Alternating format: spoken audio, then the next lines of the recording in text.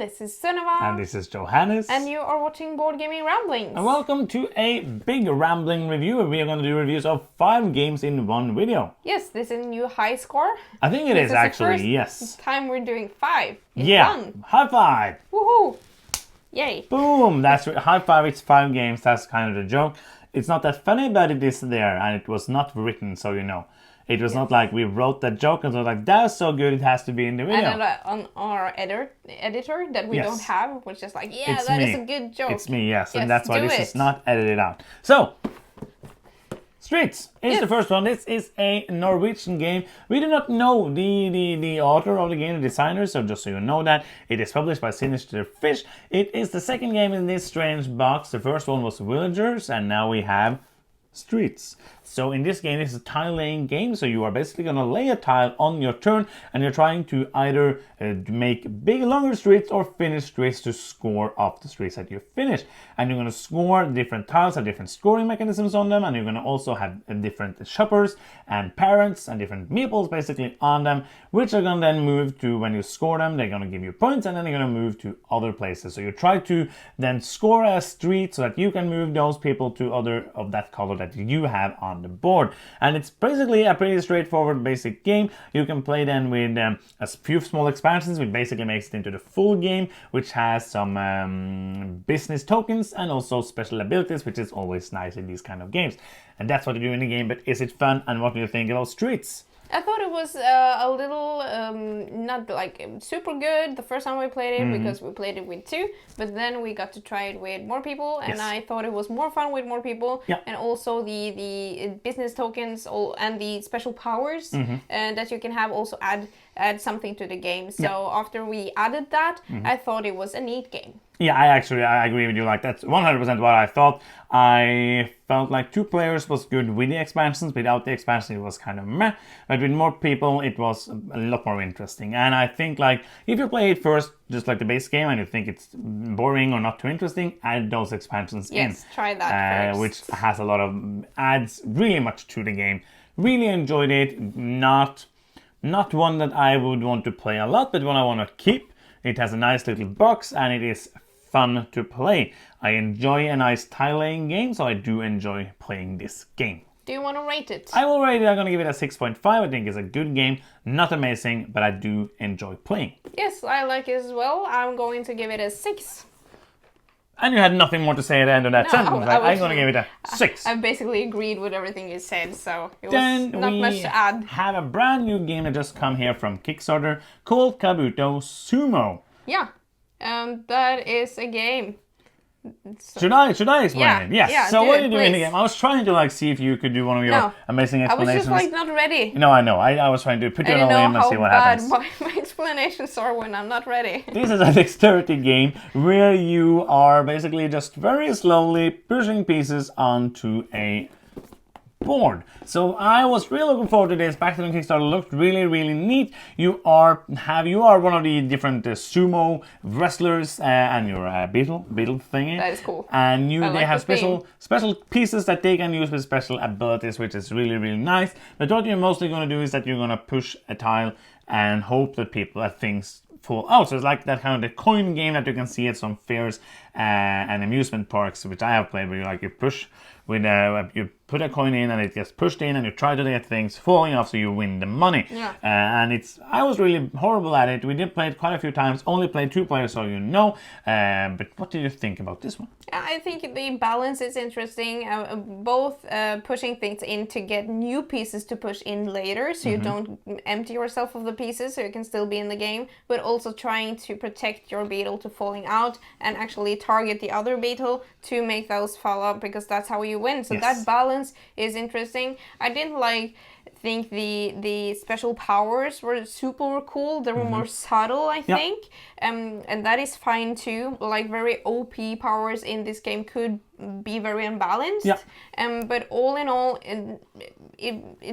it's more of an interesting concept on paper than in real life for me. So I was not very blown away by this game. No, I was a bit let down, disappointed with this one. It was just a bit slow and it wasn't exciting. Yeah. I thought it was fine, but nothing. I don't need to keep it. So we are going to get rid of this one, I think, if you don't want to keep it. No, I don't want to keep it. I'm thinking my rating is going to be 4 with this one. Oh, wow. It's a little bit below average for me, but still not a bad game. I don't think it's a bad game. And 4 is a kind of bad game. I don't think it is. I don't remember. What was the 4 No, on it's the... like a little uninteresting, nothing that I... Need to play again. Yeah, So I'm gonna kind give of. that. I'm gonna because I'm always happier than you. I'm gonna give it a 4.5. Oh. And, but it was a letdown for me. Sadly, not what I was hoping it to be. I don't really see myself wanting to play it again. Yes. So that is Kabuto Sumo. Now for a game that I'm very excited about, because Yes. this, like Galaxy Tracker, is from Wilder Survival, and this is a new edition of Yes. the old game Galaxy Tracker, but the same name, which And same designer and same publisher. Yeah, which I really, really enjoy. It's one of my favorite games. It always hits my top lists. Not everything, but like of all time. Top 10 heavy And games. Galaxy Tracker. It's the best theme, like in the universe. Yes. You're In the universe. That's a fun one. Yeah, good. you're working for a Good writing corporation, like really, what do you call it? Delivering sewer parts. Yes. And you don't get your own spaceship. You have to build it yourself from the sewer parts, and Yes. everything and you do that in like timed. So you have to be fast and efficient, and then you're going through a journey through the universe and trying to not get blown to pieces. Because then you have to pay for everything yourself, because the company is very bad. Yes. Those who you work for. And I just think it's very fun. Yeah. Both building the ship and also watch it be blown to pieces afterwards. So first off, if you own the original version of Galaxy Tracker, do you need this? No, you do not. No. There is basically almost no changes to the game. Yes. I think the main reason they did make this was because Galaxy Tracker hasn't been in print for quite a while. So then they thought like, okay, let's make a revamped edition. And they have the new art from the board, the app, not the board game, the app, the video game version. And they have like added like a few things to streamline, I think. And they have added one little thing called titles, which is a nice little like small expansion style way of playing. The new version now, like the base way of playing, is to play just one round, and that's neat as well, so that if you want just to play a small game, you can do that without having the house rule. But the main game, which I want to play, is to play all the 3 rounds in succession, and then you have some titles that you're trying to fight over the first round. And then when you win a title the first round, you will have to try to win that every single round to get points, instead of getting points for just one category, which is in Galaxy Tracker. So I would think that like if you don't own Galaxy Tracker, get it, it's awesome. But I don't feel like now, because you cannot use the expansions for it, because the titles are smaller and they have different art, so you cannot use the expansions. But all in all, this package is a better package for the game. I would have liked it to be compatible with the expansions, but I understand that they need to earn money on their game. Yeah, I agree. So if you don't own it from before, get it. And if you're thinking, okay, then should I buy the new version or the old? Yeah. I think if you get your hands on the new version, that is better. Both, like, look at this box size. It's smaller than the original, and the boards are very efficient, like the boards with the spaceships. Yeah. And I just like this edition a lot, but it's nothing really too long for if you already own it. You can. It's not that much change. I would just keep my old one if you got it. That is true. Yeah. So rating. Oh, it's great. It's a 8.5. It's Galaxy a very Trackers. good game. It's still a Galaxy I Trackers. love it. It's 8.5 just Did I for say Galaxy 8.5 Trackers. is a 9. It's not. It's an It's a 8.5 10. for me. No, it's a 9. It's a 25. Woohoo. Next up, we have Tidal Blades from Skybound and Druid City Games. This is one that was like a huge Kickstarter, and we have the retail edition for this game. We have had it for quite a while. It's a review copy. Sorry for not getting to it earlier. Yes. Just time has been such a thing. This is a pretty straightforward worker placement game, but you have some dice that you can upgrade. So when you roll dice, you will get better, more specified things, because you will need to do challenges, and the challenges need you to roll specific symbols. So then you can try to get the correct dice for the symbol that you want to to get.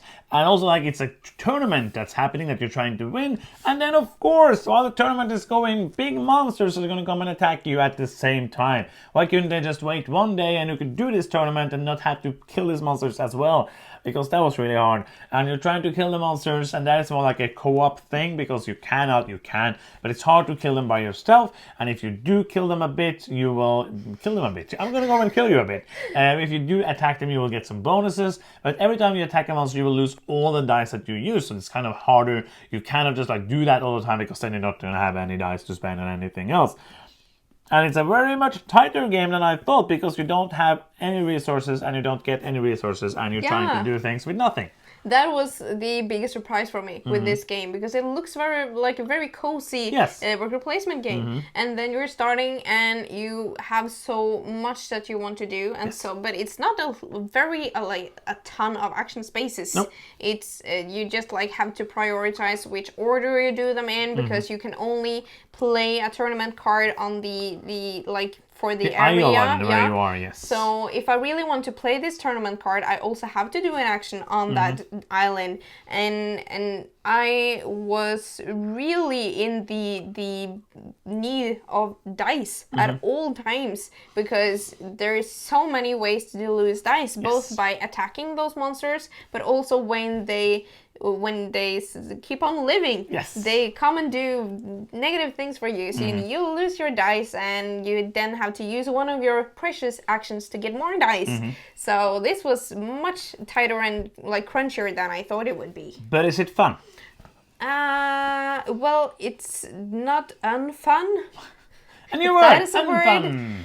But it wasn't like a lot of excitement for me either. It's like a negative party popper. Is that unfun? Like when all the confetti goes back into the party popper, and you're like, oh, that's not what I wanted. But we recently talked about the founders of Gloomhaven in a Keep or Cal episode, where I also had kind of the same feeling. Like it was more crunchy, but it didn't like give me a lot back for the effort that I put into it. And that is kind of the same feeling that I get with this game. There's a lot of cool things, but I don't have like this fun feeling. No, I agree. It's a bit too much luck for me with the dice rolling. There's lots of ways to mitigate that, but still, you can be lucky or you can be unlucky with the dice rolling. I think it's a fine game. I'm going to give it a 5. I think it's like, it's fine. Nothing else. I don't need to play it again.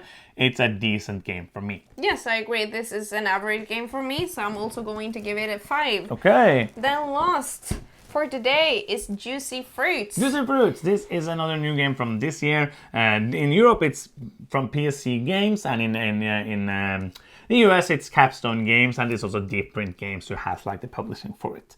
So Juicy Fruits is a puzzle game, pretty straightforward family puzzle game. You have your own little island with different fruit collector tiles on it. And on your turn, you're going to move one of those, and the number of tiles you get to move it, or the number of spaces you get to move it, that's the amount of that fruit you're going to get. And you try to then deliver that fruit to a lot of fruit boats around your island. And when you do that, you're going to get more spaces on your island. You can also spend fruits to invest in businesses that you place on your island, so they take up space on your little island that you cannot move the things, so you cannot get the fruits you want to.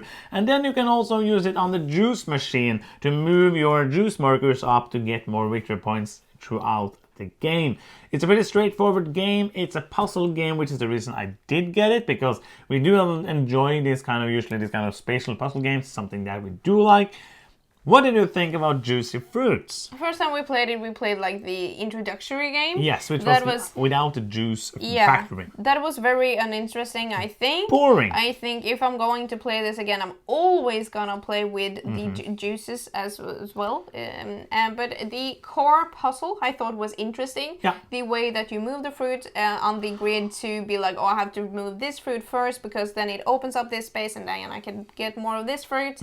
And also, if you're going to prioritize points by building or investing in these businesses, or if you're all going to focus on just opening up your island and you're trying to be just like more efficient than anyone else. I think this is a cool family puzzle game. Yeah. I think if you have like this is 8+ on the box. I think like if you have a family and you want a game that is puzzly for everyone, I think this will fit you. But for us, I don't think we will have this in our collection. I agree with everything you said. The first time I was kind of bored, and the second time I had fun. But I don't see me coming back to it because it's not enough for me. And it doesn't have to be heavy. We talked about this, but it has to be. It doesn't give me back. It's not enough interesting decisions. It's not enough. It's just like doing the best thing and trying to score the points. It's fine. It was fun playing it, but I don't need to play it again. I'm gonna give it a 5.5. I think it's a fun game. That's with the Juice expansion or the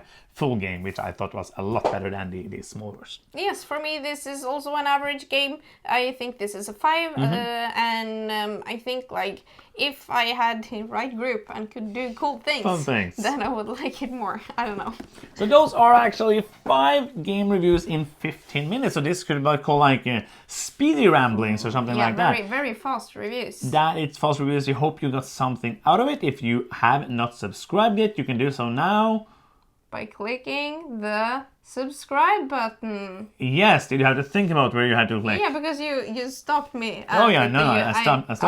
I'm stopping one word earlier than you just to end up saying the whole thing. Subscribe button. I don't know.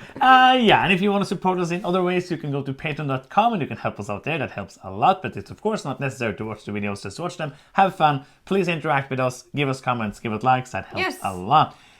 And that's the end of the video. Thank you so much for watching. I'm Johannes. I'm Sunema. And you've been watching Board Gaming Ramblings. And bye-bye.